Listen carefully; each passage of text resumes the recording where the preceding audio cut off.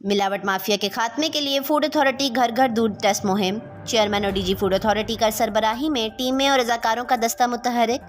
गुलशन Iqbal park में chairman और DG food authority की फ्री मिल्क टेस्टिंग कैंप का इफ्तिताह। चेयरमैन और डीजी फूड अथॉरिटी एम्बेसडर्स के हमरा घर घर जाकर लोगों को कैंप के हवाले से आगाही देने लगे।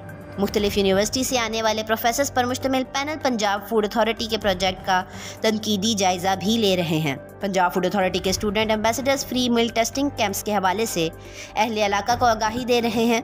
चेयरमैन पंजाब फूड अथॉरिटी, सेहत दुश्मन अनासिर के खात्मे के लिए हम सबको मिलकर काम करना है। अली रजा खाकवानी।